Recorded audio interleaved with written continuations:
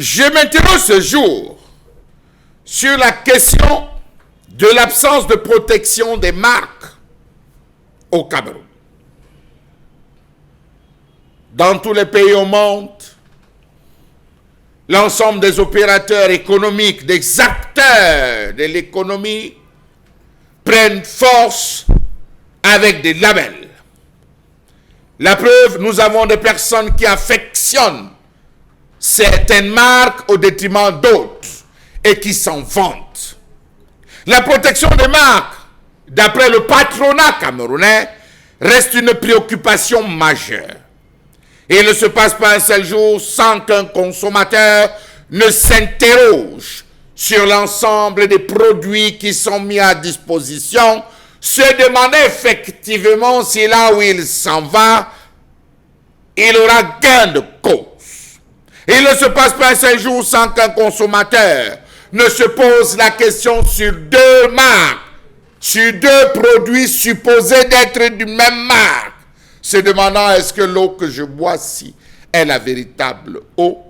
Qu'est-ce qui distingue X de Y? Est-ce que X est vrai par rapport à Y?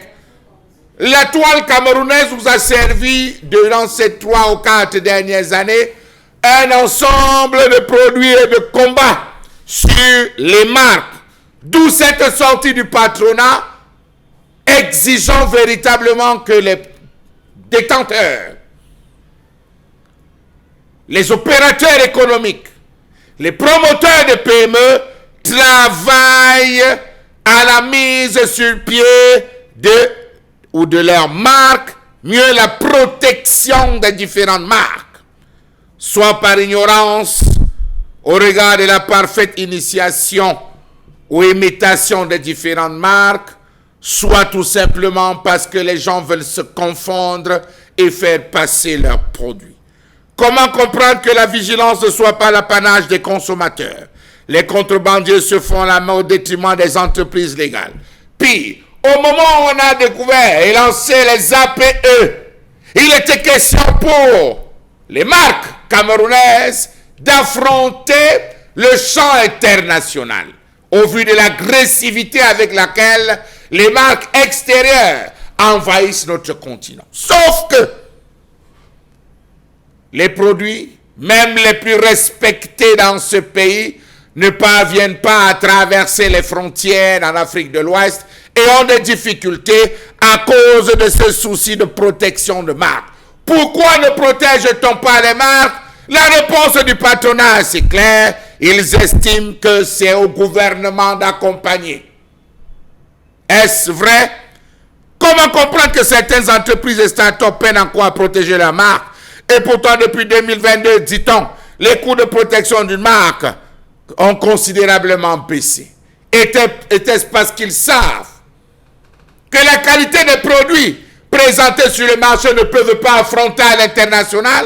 Est-ce que c'est parce qu'ils savent que ce qu'ils proposent aux Camerounais sont des produits, entre guillemets, de qualité douteuse? Autre question. Comment comprendre que les responsables d'entreprises, d'ici le patronat, soient les premiers, d'une certaine façon, à créer de leur propre chef une contrefaçon? Comment comprendre ces lourdeurs administratives tant décriées par les entreprises?